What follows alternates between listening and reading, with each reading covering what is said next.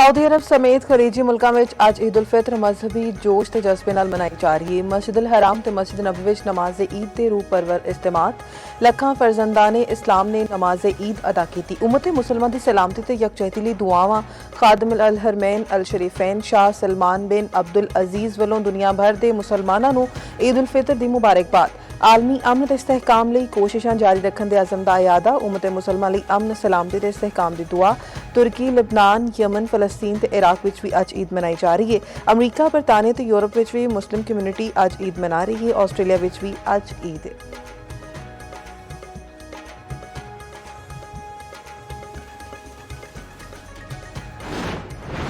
अमरीकी जंगी तैयारा F-35 ईरानी दिफाई निज़ाम का निशाना। ईरानी फोर्सेस के हमले तो बाद F-35 ने हंगामी लैंडिंग की थी। पाकिस्तान इनकलाब ने F-35 को निशाना बनाने की वीडियो जारी कर दी थी। अमरीकी सेंट्रकॉम की तस्दीक तर्जुमान ने आख्या अमरीकी F-35 ने मशरक़ वस्ता विच अमरीकी अड्डे ते हंगामी लैंडिंग की थी। अमरीकी मीडिया के मुताबिक ईरानी हमले में जहाज़ को नुकसान पहुंचा लेकिन पायलट महफूज रहा। ब्लूमबर्ग के मुताबिक ईरान के खिलाफ जंग विच अमरीका के हुण तक 16 जंगी तैयारे तबाह हो चुके। उन्हां विच 10 रिपर स्ट्राइक ड्रोन तैयारे भी शामिल ने। 6 जंगी जहाज़ों को शदीद नुकसान पहुंचा। जहाज़ सऊदी अरब के एक हवाई अड्डे ते ईरानी मिसाइल का निशाना बने।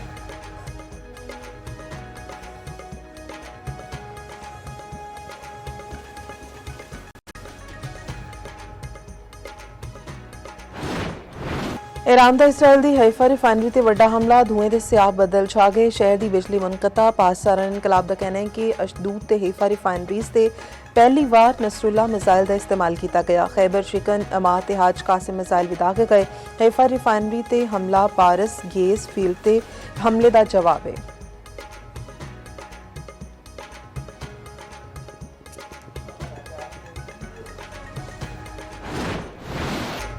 इसराइल ते अमरीका दे एक बार फिर तेहरान ते हमले। तेहरान शहर ते आले दुआले इलाके में जोरदार धमाकियां दियां आवाज़ां। कुछ मिनटां विच मशरक़ तेहरान विच 3 धमाके सुने गए। एक धमाका शहर दे विचकार होया। आसमान ते धुएं दे बदल नजर आउण लग पए। ईरानी एयर डिफेंस सिस्टम नूं हमले विच नाकाम बनाउण लई मुतहरिक कर दिता गया। इस तो पहला मगरबी ईरान विच रिहायशी इलाकिਆਂ नूं निशाना बनाया गया। हमले विच 12 बंदे शहीद ते 116 जख्मी। इजराइल वालों लेबनान ते भी फिजाई हमले सरहदी ते रिहायशी इलाकिਆਂ ते गोलाबारी। लेबनान विच लाइव रिपोर्टिंग के दौरान इजरायली बमबारी वीडियो सोशल मीडिया ते वायरल। अमरीकी सदर डोनाल्ड ट्रंप ने ईरान नाल जंग नूं शतरंज नाल तशबीह दे दित्ती। आख्या ईरान नाल जंग शतरंज का एक वड्डा खेल है। असीं बहुत हुशियार लोकां नाल इह शतरंज खेड रहे हां। इंतहाई ज़हीन ते उच्चे IQ वाले लोकां दा मुकाबला कर रहे हां। अमरीकी सदर दा मुत्तहिदा अरब अमारात दे सदर शेख मोहम्मद बिन ज़ायद नाल टेलीफोन। ईरान के हमलियां खिते विच कशीदगी ते मजमूई सूरत हाल ते तबादला ख्याल। शहरियां ने अहम तनसीबात ते ईरानी हमलियां की मुसम्मत। मुश्तरका बयान में आख्या कि अमारात के हमले खुद मुख्तारी ते आलमी कवानीन के खिलाफ ने। अमरीकी वज़ीर जंग ने आख्या कि ईरान की बैलिस्टिक मिसाइल बनाने की सलाहियत में बहुत बड़ा नुकसान पहुंचा है। ईरान दियां 11 आबदोज़ां ते दिफाई निज़ाम तबाह कर दिते। ईरानी नेवी के 120 जहाज़ भी तबाह कर दिते गए। सिहोनी हुकूमत की नौयत रियासती दहशतगर्दी ते मबनी है। ईरान के खिलाफ अमरीकी जारहियत ते रहनुमावां दा कत्ल बैन अल-अक़वामी तनाज़ात दा नवा तरीका है। यह दुनिया के निज़ाम नूं तबाह कर सकता है। ईरानी सदर मसूद पेज़ेश्कियान ने खबरदार किया है कि जो आलमी बरादरी इस बहरान के खिलाफ मजबूती नाल ना खलोती तां इस शोले की अग बहुत सारे लोगों नूं साड़ देगी। ईरानी वज़ीर ख़ारिजा अब्बास अराग़ची तक कि साड़ियां गैर फौजी तनसीबात ते हमला किया गया। जवाब विच ईरान ने ताकत का थोड़ा जिहा मुज़ाहिरा किया है। जे ईरान के बुनियादी ढांचे ते दोबारा हमला होया तां असीं तहम्मुल का मुज़ाहिरा नहीं करांगे। जंग का खात्मा जिस भी अंदाज विच होए शहरी इलाकों में होए नुकसान का इज़ाला लाजमी शर्त है।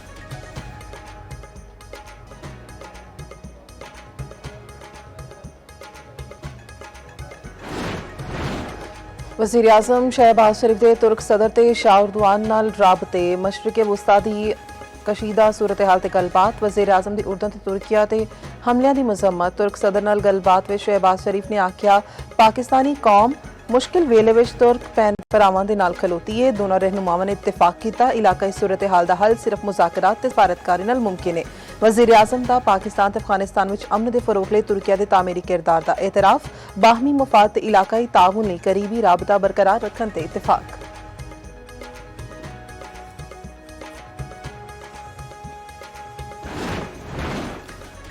छह मुल्क आबने हुरमुस तो महफूज गुजरगाह बनाने ते आमादा बरतानिया जर्मनी फ्रांस इटली जापान ते नीदरलैंड्स ते आमादगी जाहिर कर दी आबने हुरमुस की बंदिश की शदीद अल्फाज विच मुसम्मत वधदी कशीदगी ते तशवीश का इजहार ईरान तो फौरी आबने हुरमुस खोलन का मुतालिबा दूजे पासे इंटरनेशनल ऑर्गेनाइजेशन ऑफ मेरी टाइम का 3 रोज़ा इजलास खत्म सरबरा IOM का आखना है कि आबने हुरमुस नूं दोबारा खोलने लई मुज़ाकरात छेती शुरू हो जाएंगे। तंजीम अगले हफ्ते ईरान ते इलाकाई ताकतां नाल गलबात शुरू करेगी। खित्ते दा कोई भी मुल्क इन्हां मुज़ाकरात तो बाहर नहीं होएगा।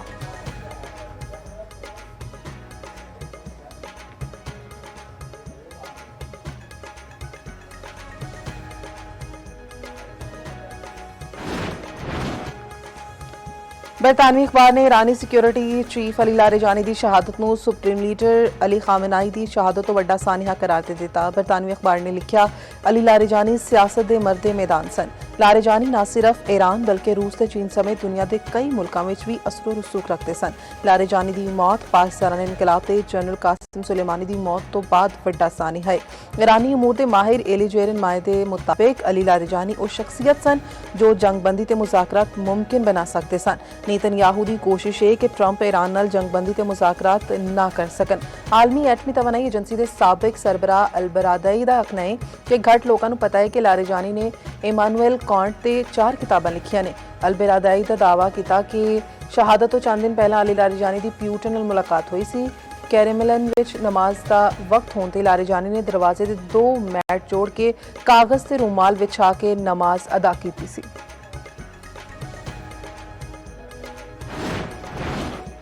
अक़वाम मुत्तहिदा के सैकटरी जनरल का अमरीका ते इसराइल तो ईरान नाल जंग खत्म करने का मुतालिबा। अंतोनियो गुतरेस ने आख्या जंग काबू तो बाहर होने का खतरा पैदा हो गया है। हुण वेला आ गया कि जंग नूं रोकिया जाए। गुतरेस ने ईरान तो भी मुतालिबा किया है कि वह हमसाया मुल्कां ते हमले रोके ते आबने हुरमुस की बंदिश फौरी खत्म करे।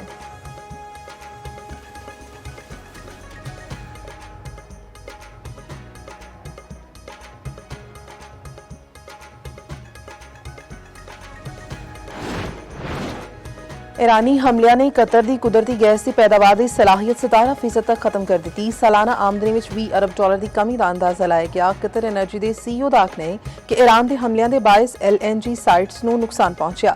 3 तो 5 साल तक 12.8 टन LNG की सप्लाई मुतासिर रहेगी। साइट्स को नुकसान होने के बायस कतर एनर्जी को इटली बेल्जियम जनूबी कोरिया ते चीन नाल मुआहदे आरजी तौर पर मुअत्तल करने पैणगे। यूरोप ते एशिया को LNG की सप्लाई मुतासिर होने का भी खदशा है।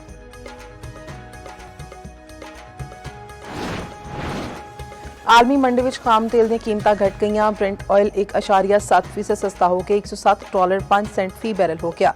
WTI विच 1.7% कमी हुई, कीमत $94 फी बैरल तक आ गई। पिछले दिहाड़े आलमी मार्केट में खाम तेल की कीमत $120 तक पहुंची सी। बरतानिया विच गैस दीयां कीमतां विच 35% तक इजाफा होया।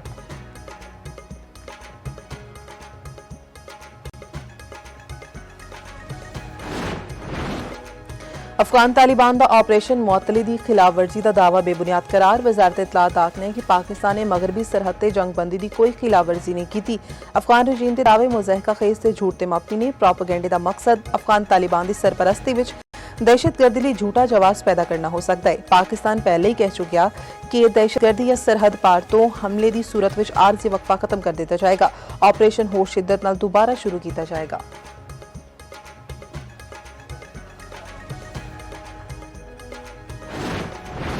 मुल्क भर में शवाल का चंद नजर नहीं आया। पाकिस्तान में ईद उल फित्र कल होएगी। चंद वेखन लई रोए ते हिलाल कमेटी दे मुल्क भर में इजलास। मुल्क के किसी हिस्से को चंद नजर आने शहादत मौसूल नहीं हुई।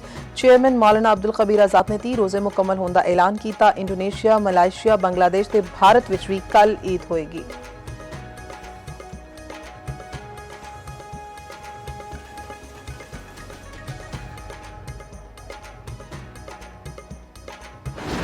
मिठी ईद की तैयारी का फाइनल राउंड। खातीन नूं सज्जन सवरन लई एक दिन होर मिल गया। कपड़े जुत्तियां ते ज्वेलरी सब खरीद लिया। मेहंदी ते मेकअप दा रवाज चलेगा ते जिस दौरान खातीन ने ब्यूटी सैलून से रुख किया। रात गए तक बाजारों में रश रहा। बच्चे ते बड़े सारे अपनी मनपसंद मलबूसात की खरीदारी में मसरूफ रहे। जहांगीरपुरा बाजार में रिवायती पेशावरी चप्पल की खरीदारी उरूज ते रही। बंद ते पंजेदार चप्पल की मांग सब तो ज्यादा रही। पेशावर की ख्वाजा सरा कम्यूनिटी का भी जोशो खरोश उरूज ते रहा। दिलकश मलबूसात, मैचिंग ज्वेलरी ते दीदा जेब चूड़ियां की सजावट वेखन लायक रही। बस का ही वेट कर रहे हैं, 3 घंटे हो गए हैं, कोई बस नहीं आ रही। और सेकेंडली जो किराया था हमारा तकरीबन उन्होंने 200 से 250 रुपये बढ़ा दिया। 2200 जो किराया पहले था वो अब 2600 है। 2600 में भी टिकट नहीं मिल रही लोगों को, बहुत तंगी के शिकार है। इधर लोग काफ़ी देर से वेट कर रहे हैं। अपनी तरह किराए बढ़ा दिए हैं, लेकिन ईद के मौके पे जो गवर्नमेंट ने हमें किराए दिए हैं वही किराए हम चार्ज कर रहे हैं। ईद ਦੀਆਂ खुशियां अपने ਦੇ ਨਾਲ ਵੱਡੇ ਸ਼ਹਿਰਾਂ ਵਿੱਚ ਵਸਣ ਵਾਲੇ ਪਰਦੇਸੀ ਘਰਾਂ ਨੂੰ ਨਿਕਲ ਪਏ। ਸ਼ਹਿਰੀ ਸਾਮਾਨ ਚੁੱਕੇ ਟਰਾਂਸਪੋਰਟਰਸ ਦੇ ਮੂੰਹ ਤੱਕਣ ਲੱਗ ਪਏ। ਮੁxtਲਿਫ ਸ਼ਹਿਰਾਂ ਵਿੱਚ ਬੱਸ ਅੱਡਿਆਂ ਤੇ ਤਾਬੜਤੋੜ ਰਸ਼, ਓਵਰ ਚਾਰਜਿੰਗ ਤੇ ਓਵਰਲੋਡਿੰਗ ਦੀਆਂ ਸ਼ਿਕਾਇਤਾਂ। ਜੁੜਵਾ ਸ਼ਹਿਰਾਂ ਵਿੱਚ ਇੰਤਜ਼ਾਮੀਆ ਮੁਤਹਰਕ, ਵੱਧ ਕਿਰਾਏ ਵਸੂਲ ਕਰਨ ਵਾਲੇ ਟਰਾਂਸਪੋਰਟਰਸ ਦੇ ਖਿਲਾਫ ਕ੍ਰੈਕਡਾਊਨ।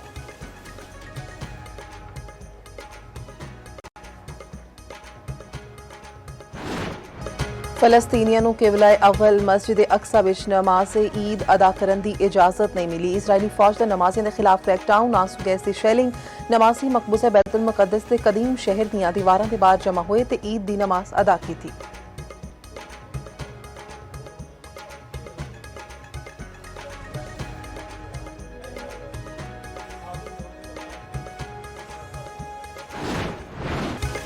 ऑस्ट्रेलियाई वज़ीर आज़म एंटोनियो अल्बानीज़ की नमाज के इज्तिमा विच शिरकत। ऑस्ट्रेलियाई वज़ीर आज़म को सख्त तनकीद ते नारेबाजी का सामना। खबर एजेंसी के मुताबिक एंटोनियो अल्बानीज़ के खिलाफ गजा नस्लकुशी की हिमायत करने ते नारेबाजी अल्बानीज़ को मजबूरन मस्जिद तो जाना पिया गया।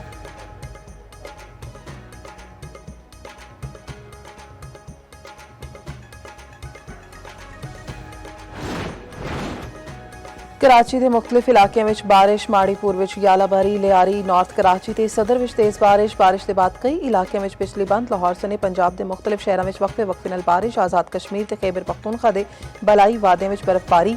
मौसम ठंडा ठार हो गया।